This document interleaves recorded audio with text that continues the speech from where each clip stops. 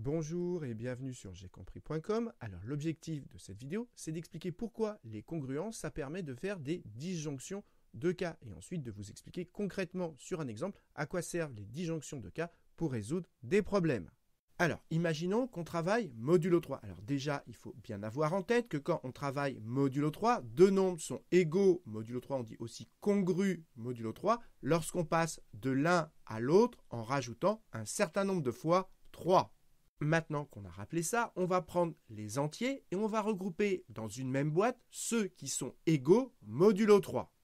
Donc, commençons par 0. Comme c'est le premier, je crée une boîte et je mets 0 dedans.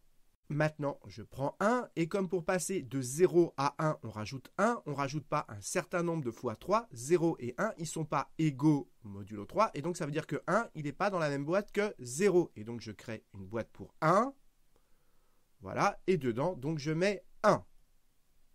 Maintenant, je prends 2, et 2 n'est pas égal à 0 modulo 3, puisque pour passer de 0 à 2, on ne rajoute pas un certain nombre de fois 3, et 2 n'est pas égal non plus à 1, puisque pour passer de 1 à 2, on rajoute 1 et pas un certain nombre de fois 3. Donc 2 n'est pas égal ni à 0 ni à 1 modulo 3, et donc il est ni dans la boîte de 0, ni dans la boîte de 1, donc je crée une boîte pour lui. Et donc voilà une nouvelle boîte dans laquelle je mets 2. Maintenant, je prends 3 et vous l'avez compris, comme pour aller de 0 à 3, on rajoute une fois 3, et bien ça veut dire que 3, il est égal à 0 modulo 3, et donc 3, il est dans la boîte de 0, et donc je le rajoute dans cette boîte-là. Maintenant, je prends 4 et vous l'avez compris, pour aller de 1 à 4, il faut rajouter une fois 3, et donc ça veut dire que 4 et 1, ils sont égaux modulo 3, et donc ça veut dire que 4, je le mets dans la boîte de 1. Et vous avez compris ce qui va se passer. 5, il est égal à 2 modulo 3, donc 5, il va dans la même boîte que 2. Et vous avez compris, si maintenant je prends 6, modulo 3, il va être égal à 0. Et donc 6 va dans la boîte de 0. 7 va aller dans la boîte de 1, 8 dans la boîte de 2, etc. Et ça tourne en boucle. Et on peut faire la même chose avec les négatifs. Moins 1, si je lui rajoute 3, ça me donne 2. Donc ça veut dire que moins 1 et 2, ils sont égaux modulo 3. Et donc ça veut dire que moins 1, il va dans la même boîte que 2. Donc moins 1, il va dans cette boîte. Et pareil, moins 2, si je lui rajoute 3, ça me donne 1. Et donc ça veut dire que moins 2, il va être dans la même boîte que 1. Moins 2, il va être dans cette boîte-là. Et vous l'avez compris, eh bien tous les entiers, ils seront soit dans cette boîte, soit dans cette boîte, soit dans cette boîte. Il n'y a que 3 cas possibles.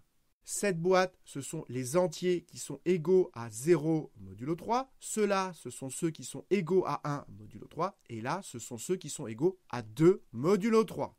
Et ce qu'il faut comprendre, c'est que n'importe quel entier est forcément dans une de ces 3 boîtes. Et donc, ça veut dire que quand on travaille modulo 3, eh bien, il n'y a que 3 cas possibles. Premier cas, deuxième cas, troisième cas. Et si j'avais travaillé modulo 4, eh bien, j'aurais eu 4 boîtes. Les entiers qui sont égaux à 0 modulo 4, ceux qui sont égaux à 1 modulo 4, etc. Et donc, ce que vous devez retenir, c'est que quand on travaille modulo n, eh bien, il y a n cas possible. Ça veut donc dire que le nombre de cas est fini. Et donc, quand on veut démontrer quelque chose, comme le nombre de cas est fini, on va pouvoir tous les essayer. C'est ce qu'on appelle une disjonction de cas. Alors, prenons un exemple très classique pour comprendre comment ça se passe concrètement. Imaginons, on vous demande de montrer que pour tout entier naturel, n au cube moins n est toujours divisible par 3. Alors déjà, la première chose à comprendre, c'est que montrer que ce nombre est divisible par 3, ça veut dire que ce nombre, ça doit être un multiple de 3. C'est-à-dire que c'est 0, 3, 6, autrement dit, ça veut dire que ce nombre, il est dans cette boîte-là. Autrement dit, ça veut dire que ce nombre, eh bien, il faut montrer qu'il est égal à 0 modulo 3. Et pour montrer que ceci est égal à 0 modulo 3, il va falloir essayer toutes les valeurs de n. Mais comme on travaille modulo 3, comme les entiers modulo 3, ils se répartissent entre ces 3 boîtes, eh bien, il n'y a que ces 3 cas à tester. Et comment on va présenter les choses? On fait ce qu'on appelle une table de congruence. Sur la première ligne, comme on travaille modulo 3, on écrit n modulo 3 avec les 3 cas à essayer, 0, 1 et 2. Et pour 0, 1 et 2, à chaque fois, on va calculer n au cube moins n modulo 3. Et quand c'est compliqué, on peut commencer par calculer n au cube modulo 3 et dans une seconde étape, calculer n au cube moins n modulo 3. Et ce qu'on espère, c'est qu'à chaque fois, on va trouver 0. Donc maintenant, on va faire les calculs. Pour n égale 0, n au cube, ça fait 0. Si n vaut 1, n au cube, ça fait 1. Et si n vaut 2, eh bien n au cube, ça fait 8. Et on n'oublie pas qu'on est modulo 3. Et comme on est modulo 3, 8, je peux lui enlever 2 fois 3, ça ne change rien. Et 2 fois 3, ça fait 6. Donc si à 8, j'enlève 6, eh bien ça fait 2. Donc 8 modulo 3, c'est égal à 2. Et maintenant, il n'y a plus qu'à calculer n au cube moins n. Donc 0 moins 0, ça fait 0. 1 moins 1, ça fait 0. Et vous l'avez compris, 2 moins 2, ça fait également 0.